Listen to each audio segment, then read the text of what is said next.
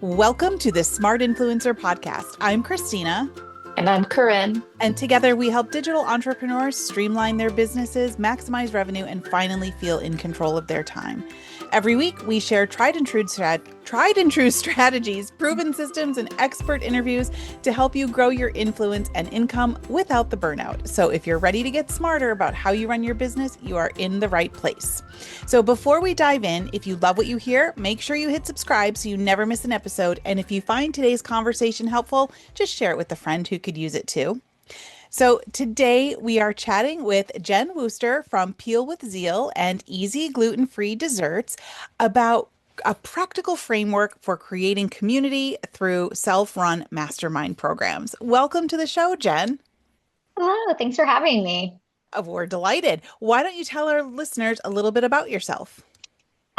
So my name's Jen Wooster. I live in Columbus, Ohio, and yes, I am a Buckeye fan. I don't know that we can talk then. I'm a Penn State fan. That's fine. That's fine. You know, my one of my MBA friends from Ohio State, she played basketball at Ohio State, and her son is the starting quarterback for Penn State now. Oh, wow. We need to talk about that offline. And I had a very normal kind of operations business career that I retired from in 2017. And I needed kind of a retirement gig, given that I am actually pretty far from normal retirement age. So I started Peel with Zeal. It's kind of a general gluten-free website.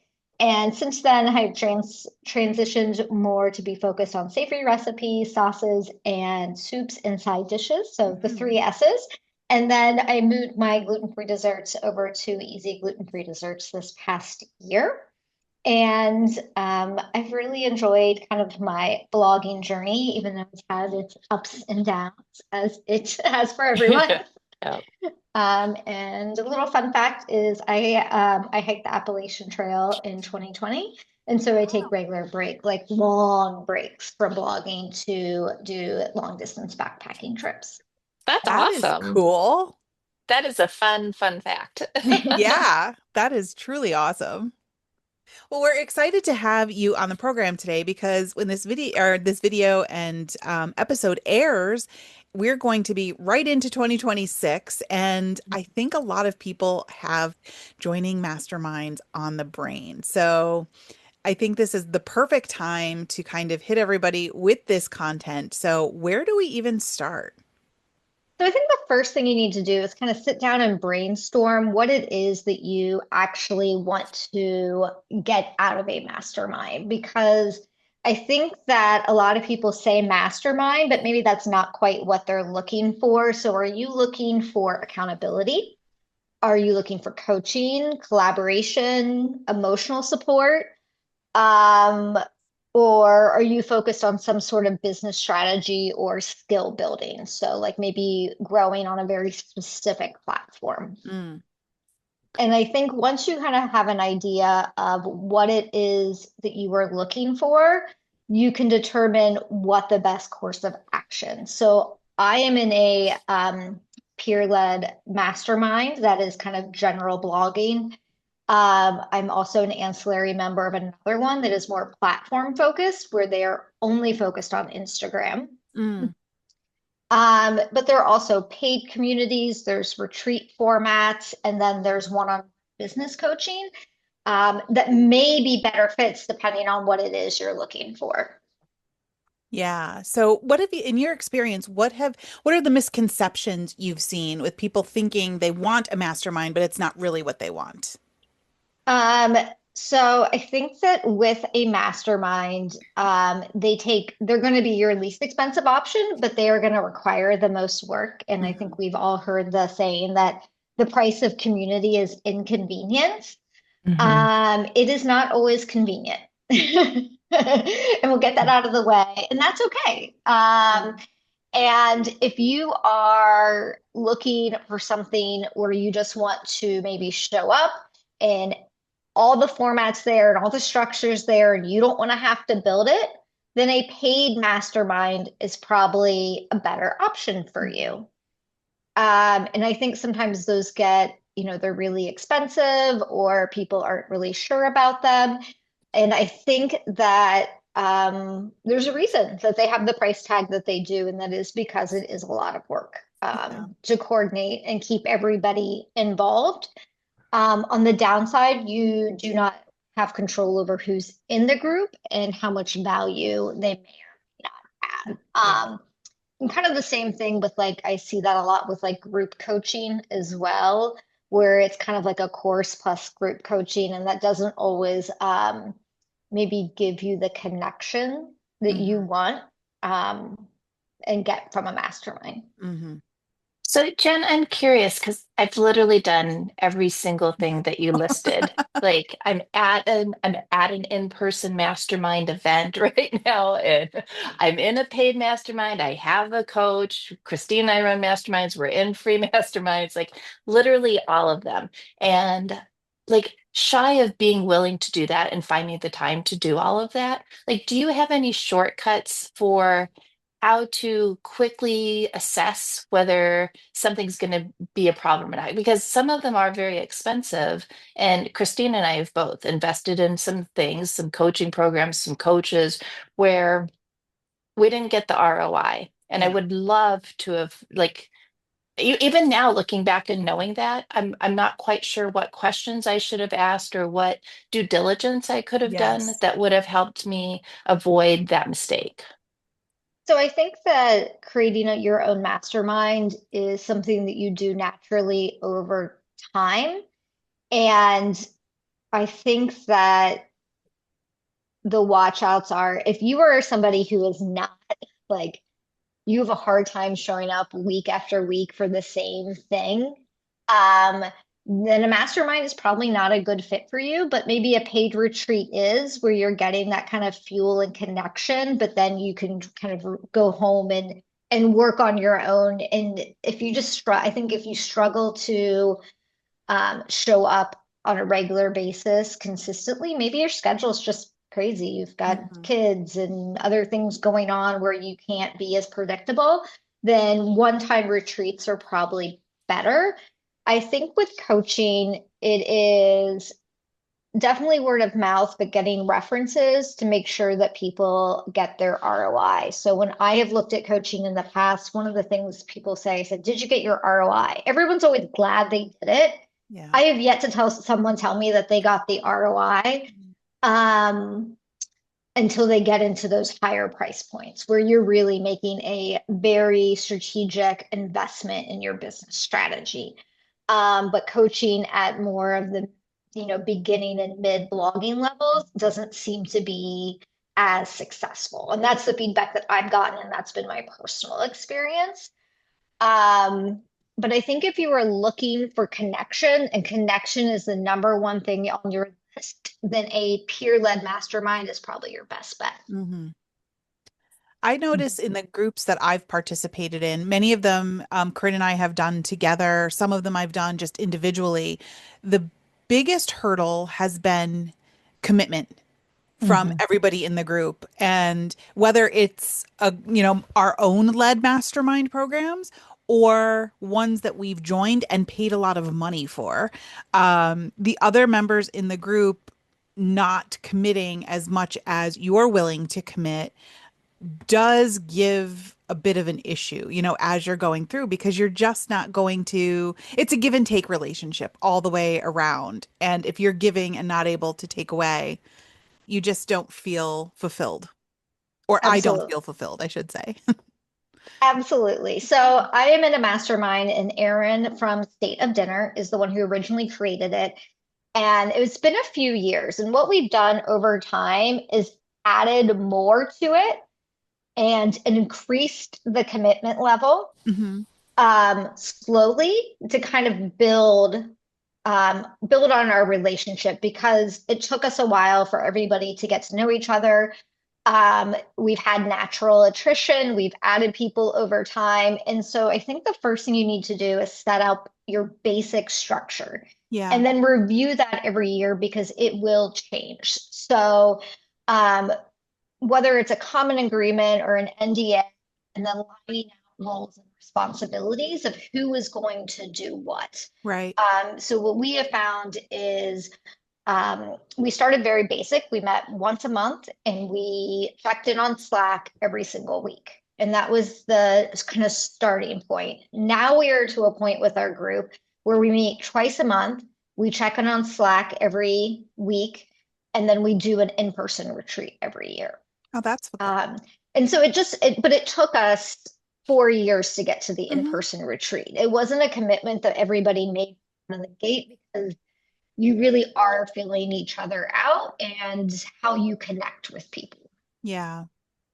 We have built in, because Corinne and I have the same thing. We have, peer-led mastermind groups that we've started with friends of ours from different circles.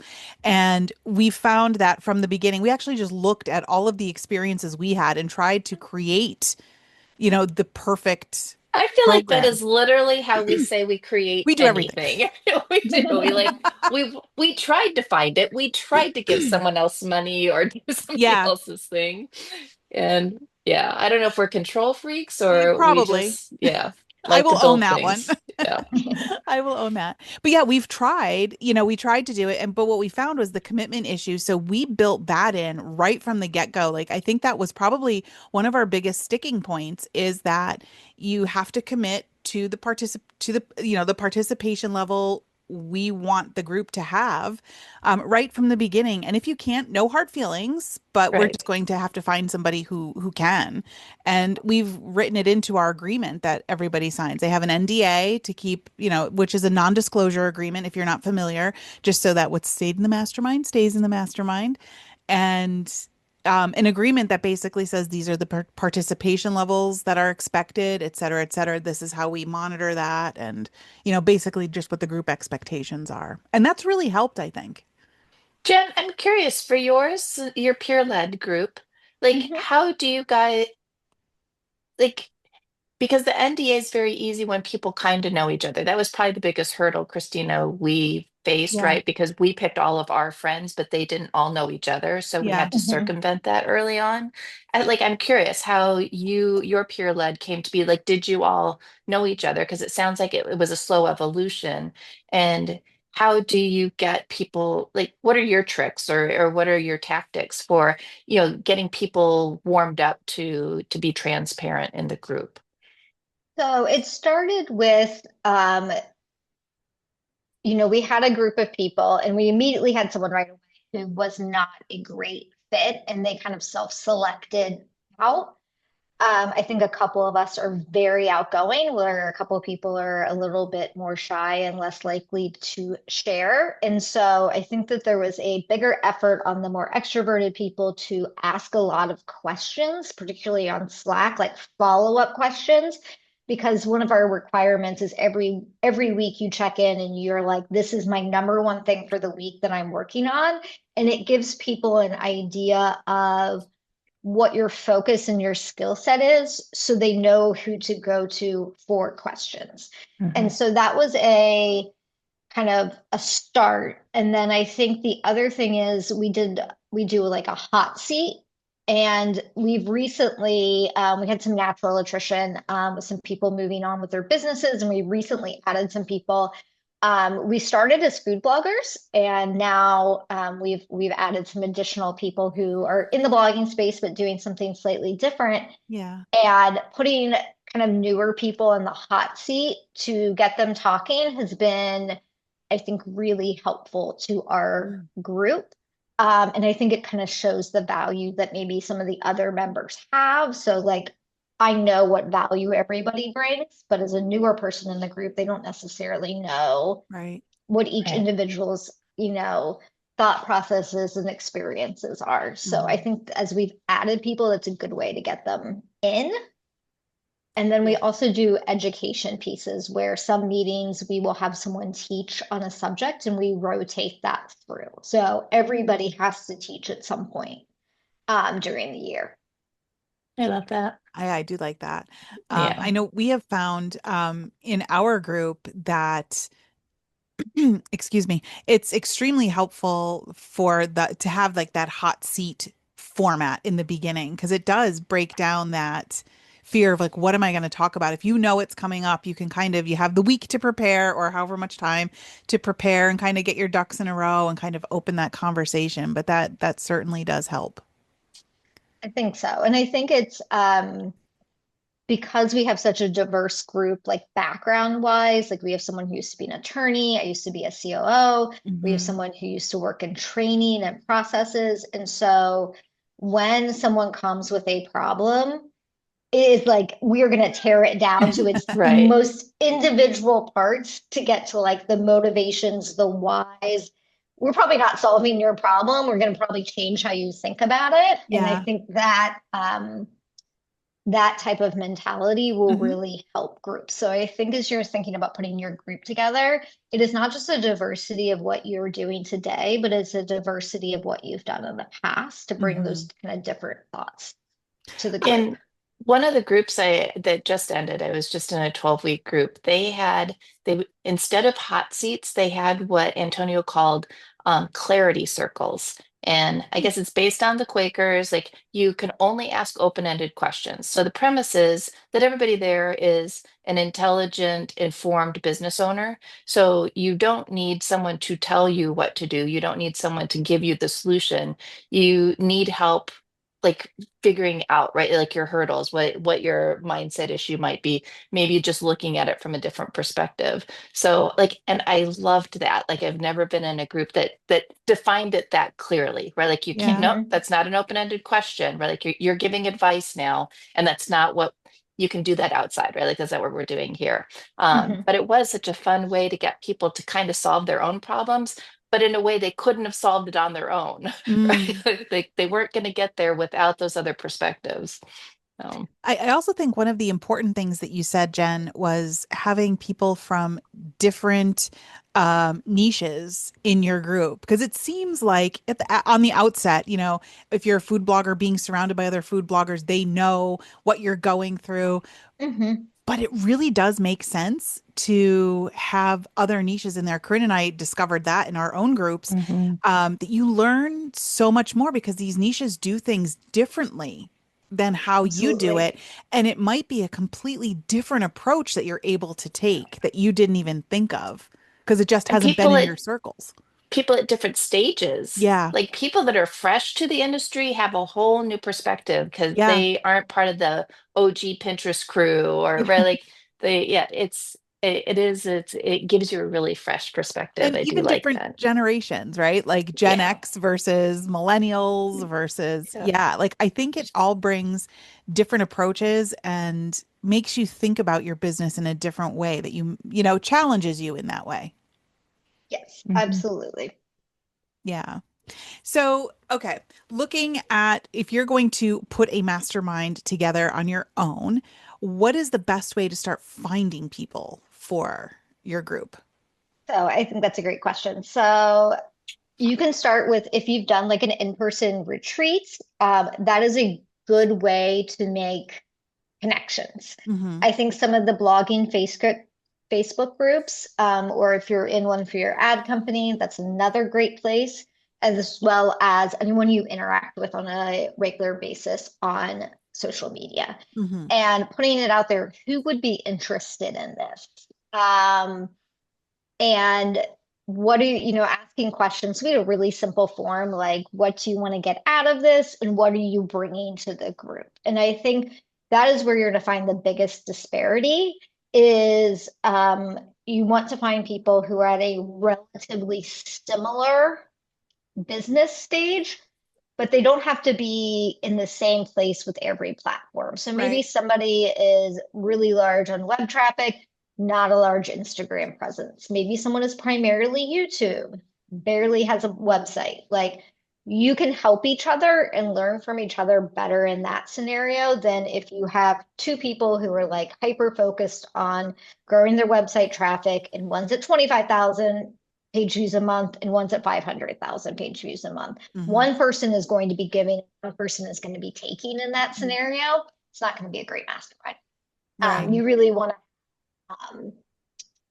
to be balanced in your approach. So whether you're on a single, like you're totally focused on one platform, or if it's just general business, you want to make sure that there's some sort of equal footing there. Mm-hmm. So everybody feels like they are getting something out of it. It is just important to get something out of it as it is to give. Mm-hmm. Right. Now, have you seen a magic number for size of a mastermind group? Because we kind of have one that works for us, but I'd be interested to hear what you Yeah. have to say. I'm going to give a wide range between 5 and 9. Because you have to vote on things. I like an odd number. Yes. And I think that allows for some natural attrition. So I think, if you start out at 7 or 8, you're kind of around that 7 number. A couple people leave. You don't necessarily have to add somebody right away. You can see Mm-hmm. how it goes. And then as you kind of get smaller, you want to add a group of people. I think it's easier to add like a cohort of people, 2 or 3 new people. So someone's not like the one new person. Yeah. And makes it, feel a little bit more welcoming, I think. Yeah. And so that's the range. You want everybody, you want enough diverse voices, without it being chaotic. Yeah. Right. Yeah. I've definitely been in groups where there's too many people. And then there's just, you would think you would get great feedback from that, but really it's not because there's just not enough time for everybody to participate equally and to truly help each other.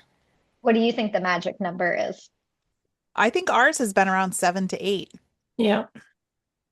Yeah, because it's For all like, those reasons, all the yep, reasons you said, Jen. Yeah, yep, landed in the same place. yep. Hmm. And because it gives a chance, like if not everybody's there at one meeting, if some people have to miss a meeting, it's not just two people sitting there staring at each other, chit-chatting.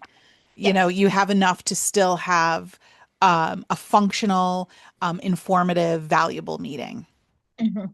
Absolutely. Yeah, but they are a lot of work. So, what I'm hearing from you is that before you even start to do and start putting together the parameters of what you're looking for, like actually like write it down and figure out what you want to get out of the group. Yeah, absolutely. And I'm happy to share like what our guidelines are. If anybody wants that document, I can send it over. Oh, But great. we have over time added more. It was kind of a verbal agreement at Yeah. first, and then now we're like, okay, this is the required attendance amount, and this is how much we're going to pay every month, and here's what the funds are going to be used for. So we've really kind of increased it over time. And so I think start with something manageable Hmm. and grow it based on the needs of the group and what other people want from it. But if you want a mastermind, you have to be willing to start it and you have to be willing to put in the work. Okay, you piqued my I curiosity. know. Mine too. Yes. What do you guys use funds for? Oh, it's a great question. So we started last year, we started paying, I think we did $10 a month per person. Now we are doing more, and we use them to pay speakers. So we want speakers to come in and do really specific things with us. And so we don't have them often. But when we'll schedule a little bit call. So a example is we had someone come in and look at our everybody's welcome series. And it was just like rapid fire. They would look at each email in the welcome series and just rip it to shreds onto the next person, rip it to shreds onto the next person. And so you got to hear, like, you're like, oh, I'll change it to this. And then the next person would have that. And then it would get ripped to shreds. And we're like, oh, I don't want to do that. And so it was like so much fun because it was so fast and so much information. And then we record it so you can go back and listen to Mhm. it. And so that is what we use all of our funds for. And it's been, I Oh, think, we a are really good stealing that, addition. Jen. That is an awesome idea. We are totally borrowing that. And I think, So, like, there's a lot of, you hear these experts and they come on and they'll give you some general information, and it's a great starting point, but maybe you're not really like everybody's not willing to spend $5,000 on that one-on-one coaching. It is a good way to get just a little bit better. Right, right. Hmm. I love that. Interesting. So there's so many ways too that you can structure a mastermind to make it work for you. So a couple of things, like you mentioned, doing it paid versus non-paid, and that's like with your own group, not Mhm. just joining a paid group, but starting your Mhm. own and having a price tag on it. The format of it, whether you're doing just accountability or you're going to be topic based, there's so many different nuances. You really can customize it to meet your needs. Exactly. And I think that you need to understand that every year it's going to change. And so Hmm. every year we've been getting feedback. And so, like, one of the things we changed for the next year is we have to rotate roles and responsibilities. We really Yes. let Aaron did all the work to start. And I was like, this looks like so this year I'm doing the majority of the work, but she's planning the retreat, and then next year someone else will do kind of the administrative side. Someone has to manage the accounting and the money and what the topics are and who's teaching and coordinating the speakers. And then next year I'll do Yeah. the retreat, and so that's our new rotating. But I think you have to be flexible and let it naturally come together and cut the dead weight. Everybody has to contribute and you can't hold back. So, like with Mhm. our new people, we have like a 90-day, I don't know, performance review. That sounds insane. But like a 90-day, like checking in, is this working for you? Is this working for our group? To make sure that Right. that new people are fitting in Yeah. and kind of Okay, I am fascinated by that. adjusting. What does that actually look like in practice? So we have a little spreadsheet. We like attendance. So like, are you attending? Are you showing up on Slack? Yes, I track it like a weirdo. Just to make sure that That was you, everybody. wasn't it? I hear COO all over that. That was you, And wasn't it? so, because when people don't show up or don't contribute, like Yeah. that is the number one way Yeah. to ruin a group. And Yep. so Yeah. showing up for other people is the minimum requirement for a mastermind. Mhm. And um, so that's the first thing we're looking at. The second thing is like, if they're holding back, why? So um, are you maybe nervous or you're not really feeling connected? And so the nice thing is we'll have our in-person retreat before the 90 days. So they'll come in, they've been in for about 6 weeks. We go on our retreat in January. Then in February, we will kind of do this review. Like, is it working for you? And do you want to stay? And if you don't, it's totally fine. No Yeah. big So deal. is that a conversation that takes place at like I'm like I'm sorry I'm asking so many nerdy questions about this. I just really need to visualize it because I love it. Like, do you do it like on one of your calls or is it all happening Not via with the big, Slack? oh, not with a big group. That would be so intimidating. You get voted off the island in front of everybody. The public So shaming. everyone writes it down, do a reveal, like your inner. Yeah, it would be so usually so it'll be the two people who kind of are leading the retreat and leading the group for the year will meet with the other person to get each new member's like feedback of how they feel about the group. Are they happy with it? Is it a good fit on Mhm. both sides? And the people who've been around for a while, it's been 4 years, they're going to tell me what they think. Right. Okay. Yeah. So It's like good or sorority bad. rush. But it's at the end of the day, it's we put a lot of work Mhm. into adding people, and I know that people are interested in masterminds because we were planning on adding 1 to 2 people, and we got over 35 people interested, and I was like shocked. And so we Yeah. did interviews and talked with people, and some of the people that we weren't able to accommodate everybody, but some of them formed their own group Hmm. Oh, nice. and using kind of almost like, here, you can have everything. Like, we're Right. not gatekeeping. This is just like Yeah. something I just think everybody benefits from having a community. And so, um, but we told them as they created the group is not everybody's going to be a good fit, and it's not personal. Yeah. It's Right. just and we've been really lucky. And so I think that putting in the work up front means you don't have to vote anyone off the Yeah. island, but you do want to Yeah. make sure that it is working for them, because we knew what we wanted, but I don't know that people joining the group always know what they want. Mm-hmm. because they Mm, haven't Agree. experienced. And so it seems good at first, but maybe it's not. Yeah. I right. hope it is because we really we really like everybody and it's been really great. But if it's not, then we don't want people to feel like they have to stay if they don't feel emotionally committed. I will say too, the mastermind groups that I've been the most disappointed in are the ones that are way too loosey-goosey, right? They're like, we're Hmm. just going to meet as a group and we're going to talk about whatever you have on your mind.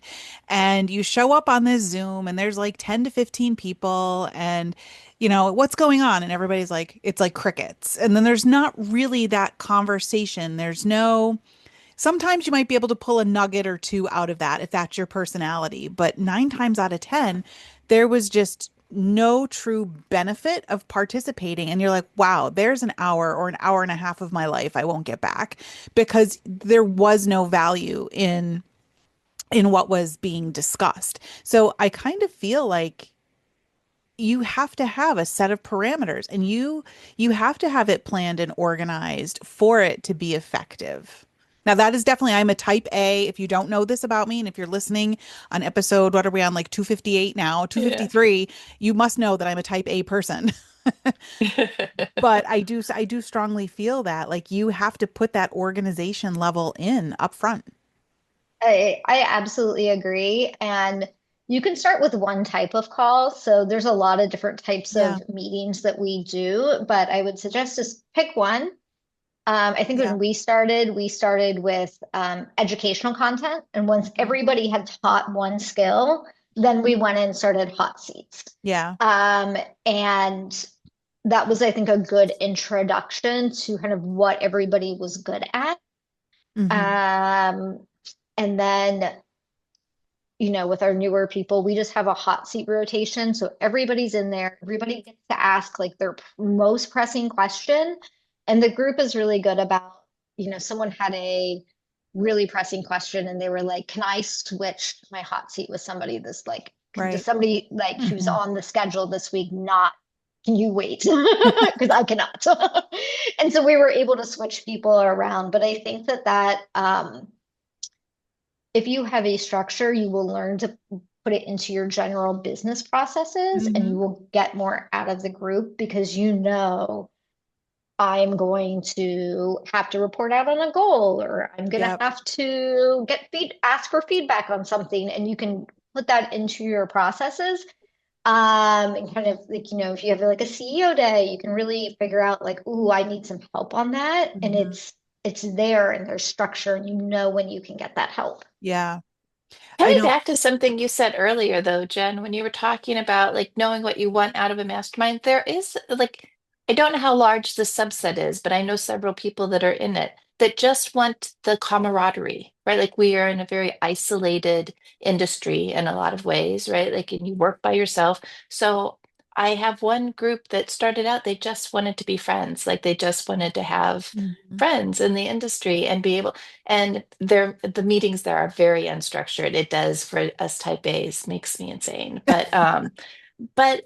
But I just know when I show up there, we're not like this, we're not going to have a big takeaway necessarily Yeah. today. It will be we're building friendships, right? Like, and that's what that group is for. And Hmm. if listeners, if you're not type A and you don't want to be like chasing some goal with your mastermind, that is okay too. Like I love that you left room for that, Jen, in your introduction. Like And that's I okay. and and I think that's where some of the paid retreats, if you think that there's something you want, a lot of the paid retreats have that kind of social aspect um, woven into them.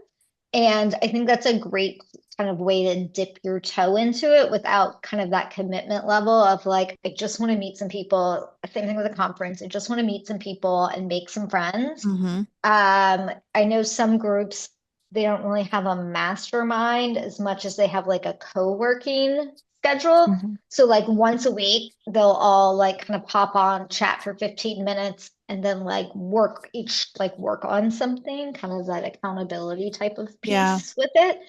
Um, and I think that it's just a matter of that's why I think having some sort of form to start out with of what is it that you want to get. So you're finding people who um, want a structure that's similar to the structure that you would like. Yeah.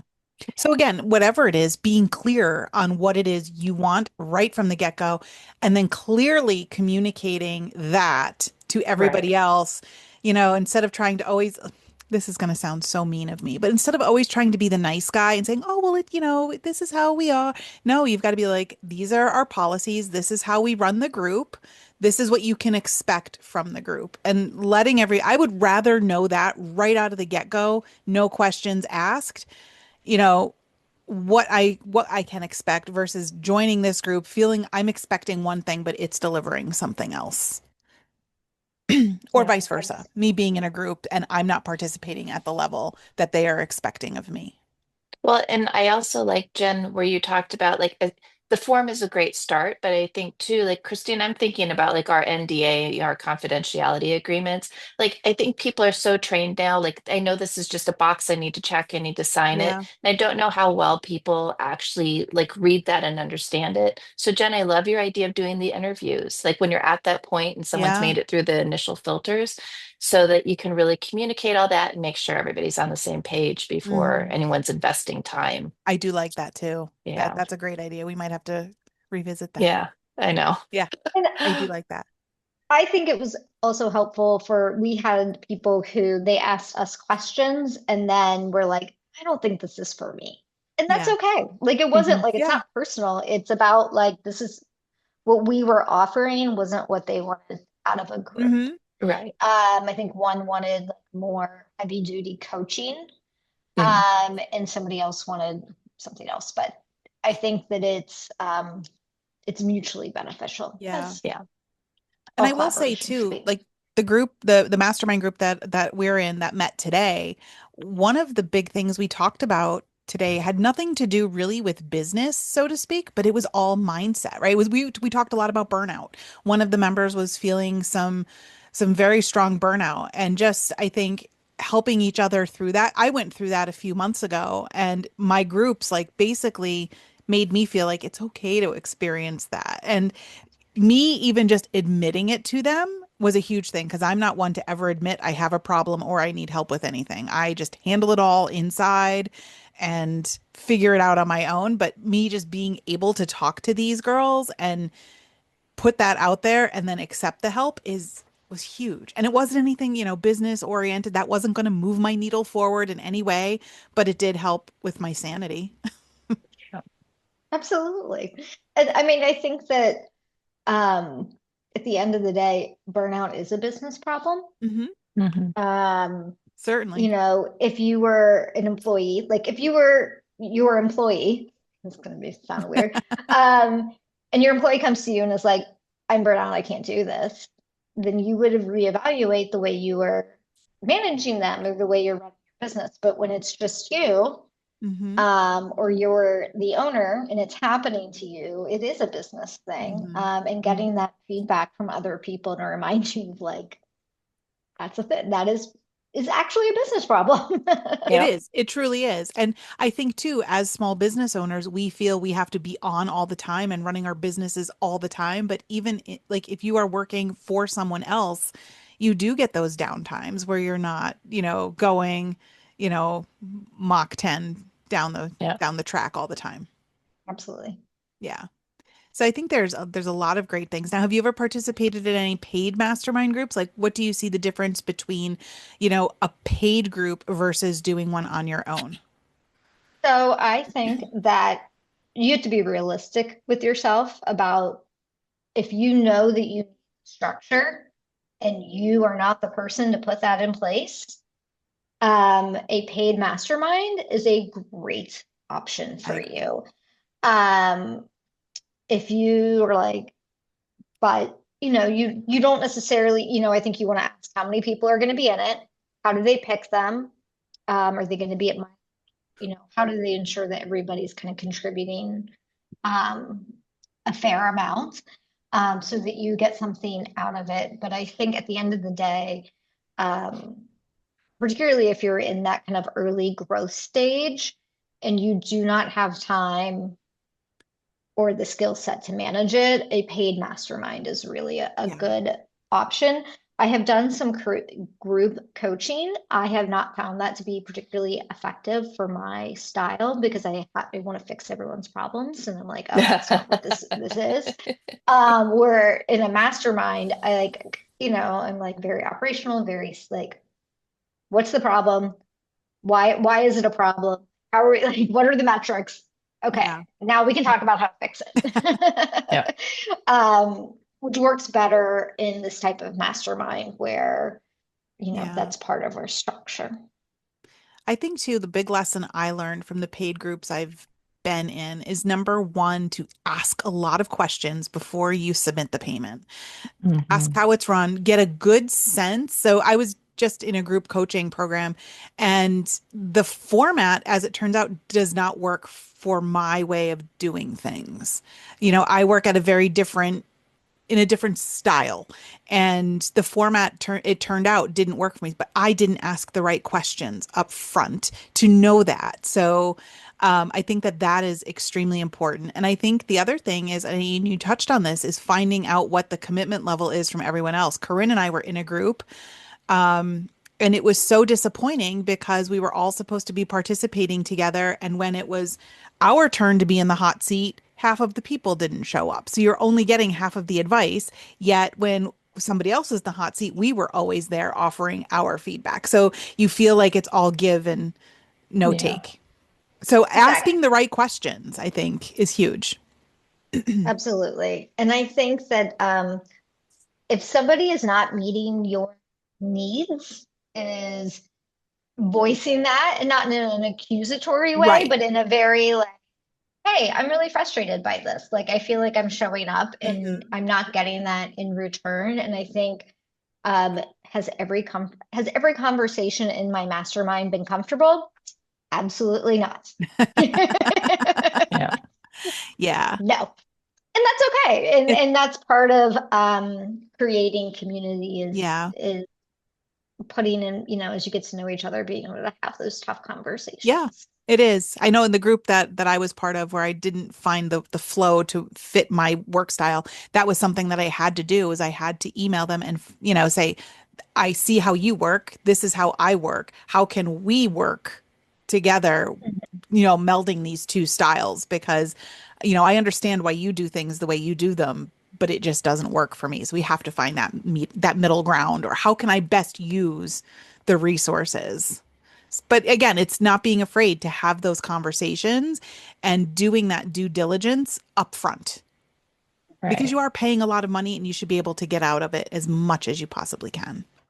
Well, and I do Absolutely. think, Jen, you made a good point there that I don't know that we've talked about before with masterminds because we're so aspirational about everything we're going to accomplish. Right? And they're wonderful for many things, but the like being okay with not everything's going to be 100% kumbaya the whole time. Yeah. And that it's to be expected, like to come in and expect that, and know that, so that like when it happens, you're just like, okay, well, what lesson do I take from this? And then move on with your life. Like, I don't know, some of those rough conversations are rough in the moment and then end up being the most important thing Yep. that happened. Christina and I have said many times in many places, I would rather hear the tough stuff from people Yeah. who know me and hopefully like me, right? Like, I'd rather hear it from them because no matter how hard it hits, it was still said gentler than it's said by anyone else. And it's So, coming from a place of love and yes, positivity, trying and to it's help not, you. Yes. yes. Yeah, Yeah. And I that's think true. that's, part of it is you don't expect, the rhythm takes some time. And so try to have some social time built in to get to know each other to make Yeah. the business stuff easier. Like on our Slack, we just have a fun chat. It's just where we put all of our junk we want to talk about for the, Yeah. like kid Hmm. stuff, pet stuff, some weird thing Chat GPT spit out at us, just like whatever weird, Yeah. horrible comments people leave when they don't like what you said on threads, like whatever. And I think that that helps build trust so that you can Yeah. have the tough conversations. Yeah. Corinne and I Um, actually did a group way back when. I guess if you remember, you probably remember this from going on the way back machine, Corinne. We had a Yeah. group where we actually did a happy hour slash coffee hour. Every month we would rotate where Yes. it was just meant to hop on, grab a glass of wine, bring it with you or whatever, coffee, whatever you have, and just shoot the shit for lack of a better term. And Yeah. sorry, language. Beep. But just basically, just talking about what's going on in our lives and getting to know each other personally. And I think that in that group, that really helped. Yeah, Nice way to get to it know did. people. Hmm. No business talk, just No. all fun. And just feed and one of the two addictions, either amp them up on caffeine or plow them full of liquor. Yeah. Yeah. But we rotated one in the morning, one in the evening to accommodate everybody's schedule. so I think, at the end of the day, I really just hope that everybody um, be willing to try a mastermind, Yeah. but be willing to put in the work because it hasn't always been easy, but it Yeah. has been so rewarding. And um, like, oh, here's a great example. So your checklist about kind of contingency planning for Mhm. your blog and what Yeah. happens if something happens to you and what are you going to do? Like that is someone in my mastermind. My sister knows, like, you're calling this person if something happens to Yeah. me. Yeah. She will sell the blog. She knows what to do. Yep. Yeah. So there's just so many long term, so many benefits. And I'm just so glad that I said yes when someone Yeah. approached me. Because And this is I wish I would have done it years ago. I wish I would have created a group in the beginning. I think I Mhm. would have grown faster and I would have been a lot happier in Yeah. my work. This is a very isolating industry. Yeah. It's just you and your computer screen. And it does help to be able to, if you can't meet in person, to at least hop on a Zoom, see somebody's face, read some body language, and just talk about issues that you can't necessarily talk to your family about and get advice from your neighbor or, anybody else because nobody knows what we're going through, Mhm. Right. in our small, uh, And ask all those questions ahead of time to get it right. But if you don't get it right, don't give up on oh yeah. masterminds. Like we had a couple rough ones before Oh yeah. we figured out the formula. Yeah. So, So just make note of what you like, what you don't like, and fix what you don't like and create more of what you do like, mhm. and zhuzh as you go. So Jen, Absolutely. any other words of wisdom before we leave Oh, this topic? let me see. I have some notes. Let me look.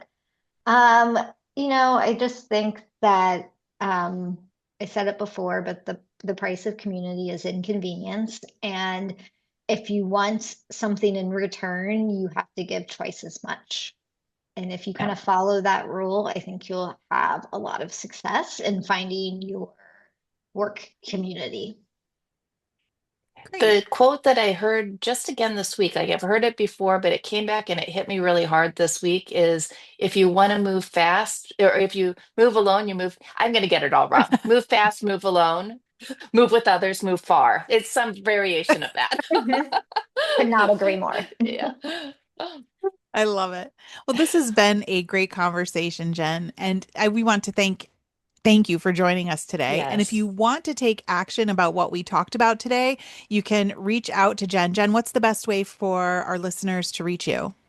I'm at Peel with Zeal, terrible name, like aggressively peel an orange on Instagram, and just shoot me a DM. I am happy to share any insight or any documents that will help you get started. Excellent. And we'll include all of Jen's contact information in the show notes for this episode so you can easily grab that. And we'd love to hear from you. So tag us on Instagram at the Smart Influencer with your biggest takeaway, or drop us a DM or an email and let us know how you're applying what you've learned. Or if you've started your own mastermind, we'd love to hear that too. Thank you so much for spending time with us today. We will be back next week with another episode to help you grow smarter, work less, and of course, earn more. See you then.